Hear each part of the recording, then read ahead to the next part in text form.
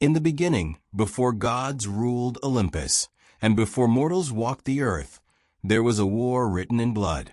The Titans, mighty beings of chaos and creation, rose to shape the cosmos, only to be torn apart in battles that shook heaven and earth.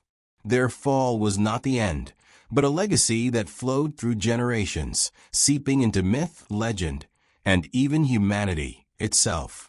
This is the story of power, rebellion, and sacrifice.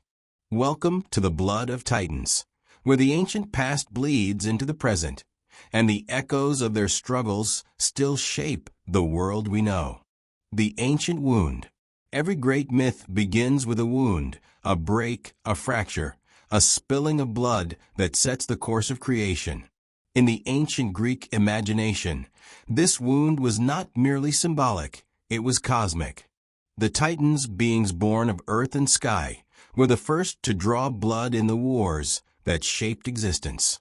Their struggles with one another, with their father Uranus, and later with the Olympians, were not just tales of rebellion, but deep allegories about change, power, and transformation. The blood of Titans became the seed of new life, new gods, and new destinies. To understand these ancient stories is to peer into the raw heart of myth, where violence births order, and sacrifice fuels creation. The birth of the Titans, children of earth and sky. At the dawn of creation, there was chaos, a yawning gap of potential. From this void came Gaia, the earth, and Uranus, the sky. Their union gave birth to the first generation of gods, the Titans. These were beings of immense size and power, embodiments of natural forces and primal order. Among them were Cronus, Rhea, Oceanus, Hyperion, Themis, Mnemosyne, and many others. They were not merely characters, but cosmic principles given form: time, memory, law, the ocean, the sun. Yet, beneath this union of earth and sky lay tension. Uranus, fearing the strength of his children, despised them. He forced them back into the womb of Gaia, imprisoning them deep within her body. This act was the first great tyranny of the cosmos, a suppression of new life by the old. Gaia, suffocated by her children's imprisonment, crafted a sickle of flint and gave it to her youngest son, Cronus. In an act that would spill the first Titan blood, Cronus ambushed his father. With a single stroke, he severed Uranus's body, casting his blood across the earth and sky. From that blood, according to myth, arose the Uranes, the Furies, spirits of vengeance, as well as the Gigantes, giants, and the Melii, astry nymphs. From the severed genitals of Uranus, cast into the sea, came Aphrodite, goddess of love. Thus, even in violence, new powers were born. The blood of Uranus, the blood of a Titan father, became the catalyst for divine creation. Cronus and the tyranny of time. Having overthrown Uranus, Cronus became ruler of the cosmos. But in myth, power is always fragile, and rebellion breeds fear. A prophecy warned that Cronus, like his father, would be overthrown by his own children.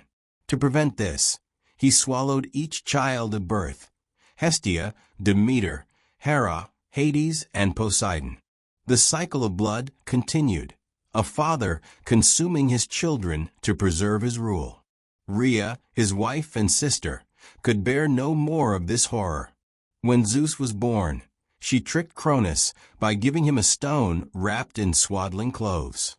Zeus grew in secret, nourished by divine goats and protected by nymphs, until the day came when he challenged his father. With the help of Metis, goddess of cunning, Zeus forced Cronus to vomit up his siblings. The swallowed gods were reborn, and together with Zeus, they waged war against the Titans. The Titanomachy, the war that split the world. The Titanomachy, the great war between Titans and Olympians, was the climax of the Age of Titans.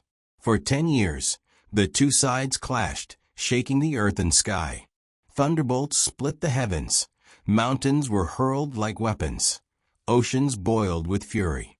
On one side stood Cronus and the elder Titans, on the other Zeus and the Olympian gods. But victory did not come through strength alone. The Olympians freed the Cyclopes, the one-eyed smiths whom Uranus had imprisoned. In gratitude, the Cyclopes forged mighty weapons, the thunderbolt for Zeus, the trident for Poseidon, the helm of darkness for Hades. With these, the young gods gained the upper hand. The decisive moment came when Zeus hurled his thunderbolts with relentless fury, shattering the Titan ranks. Defeated, the Titans were cast into Tartarus, a pit of eternal darkness beneath the underworld.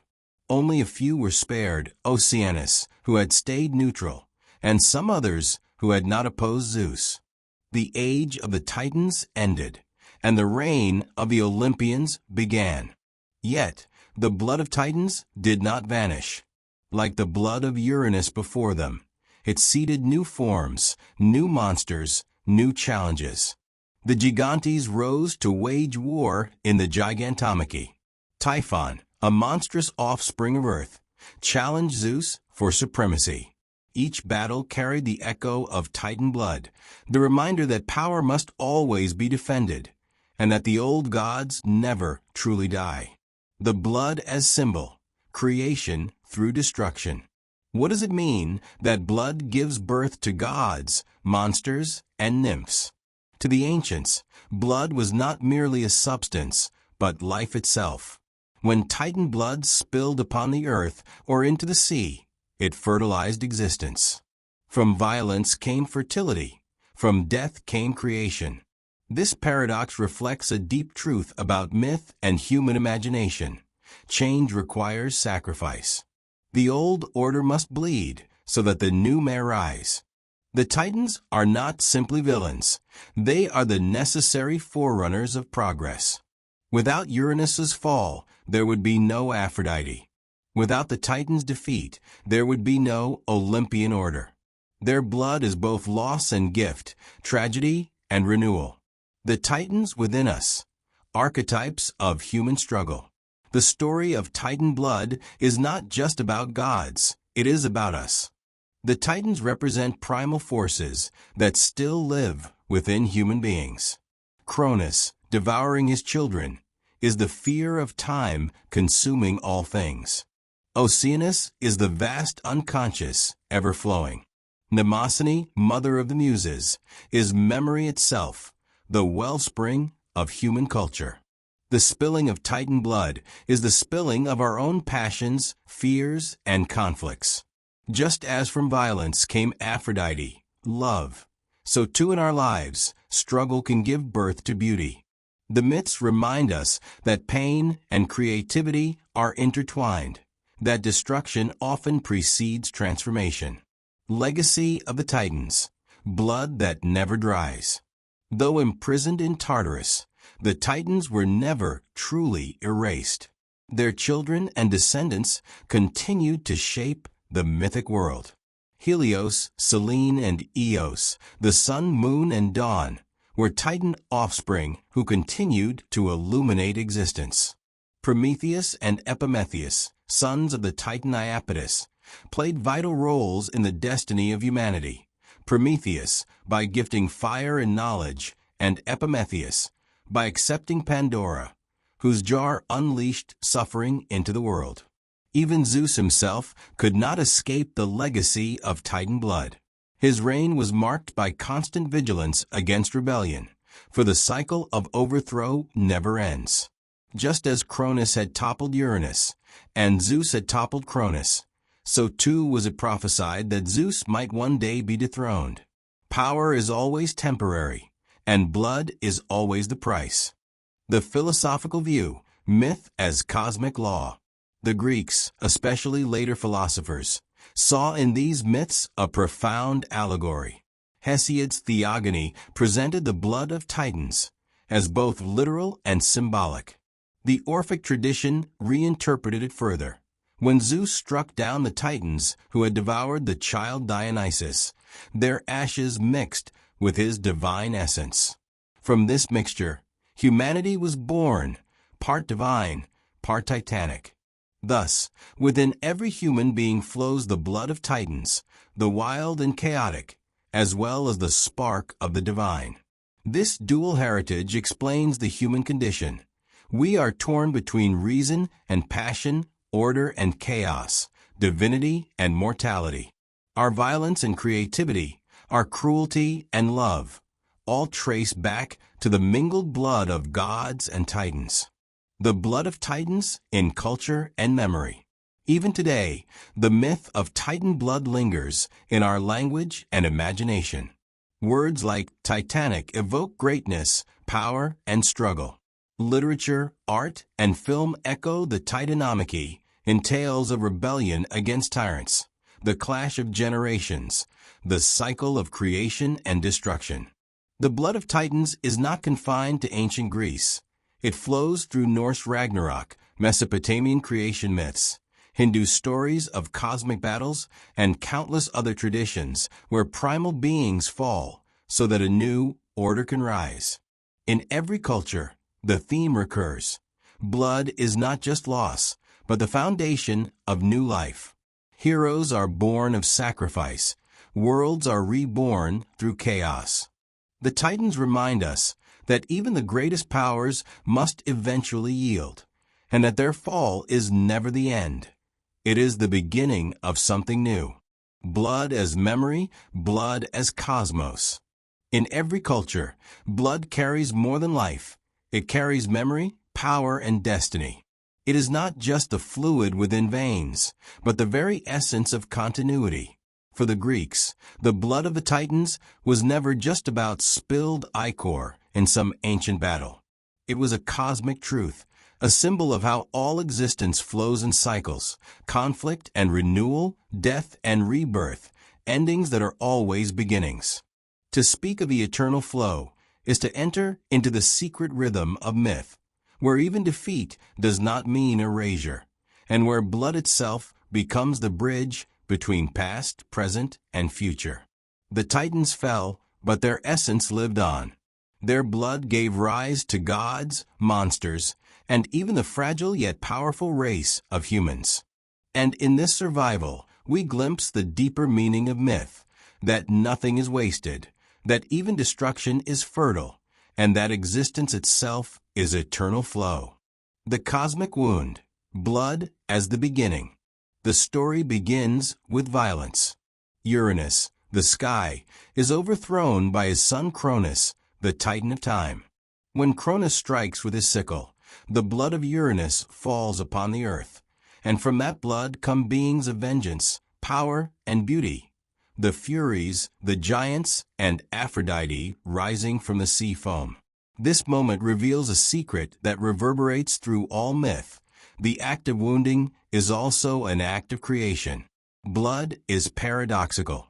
It represents pain, yet it also nourishes new life. It symbolizes death, yet it carries the seeds of birth. From the very first wound of the cosmos, the cycle is established. Nothing ends without creating something new. The eternal flow begins with a cut, with blood spilled upon the earth, and from that moment forward, the universe is written in sacrifice. The fall of the Titans, an age that never died. The Titans themselves embodied the primal forces of nature and existence. Oceanus, the endless river. Hyperion, the sun's brilliance. Mnemosyne, memory. Themis, divine law. Cronus, time itself.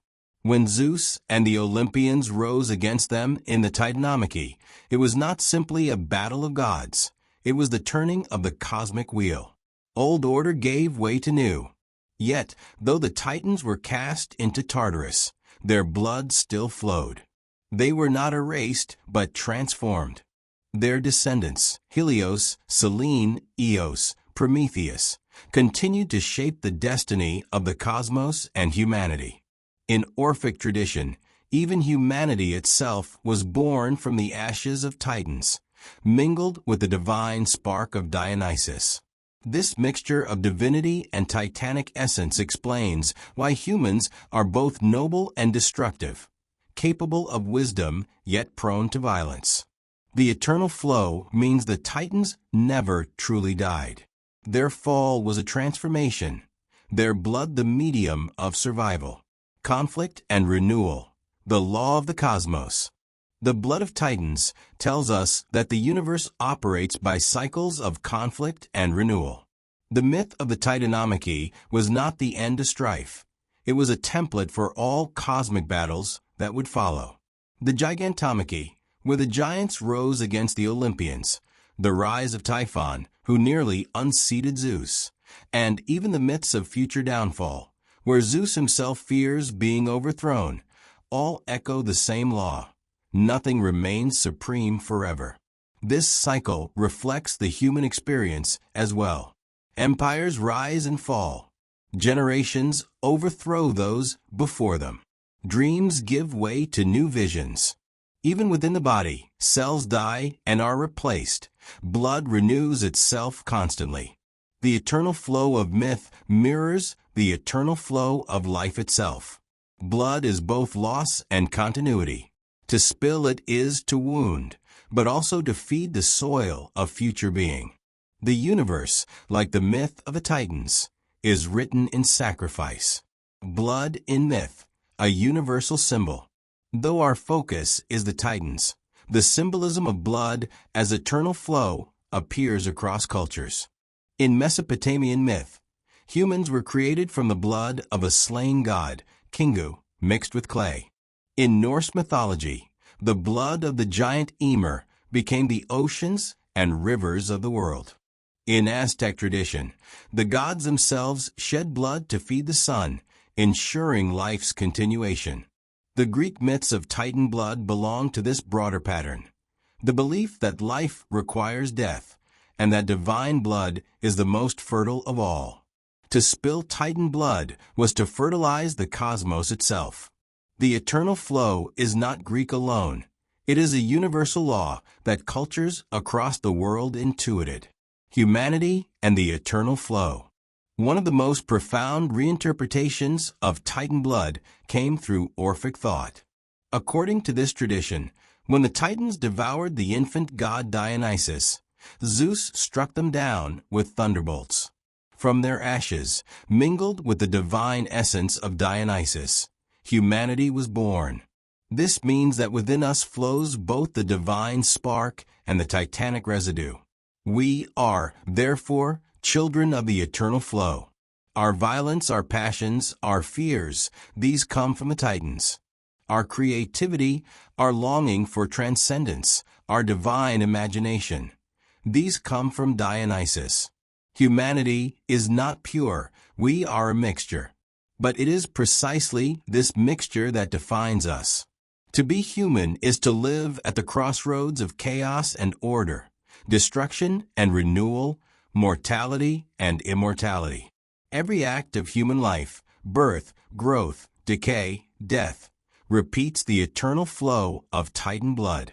Our struggles, our failures, and our rebirths mirror the cosmic cycle of myth. The eternal flow as time.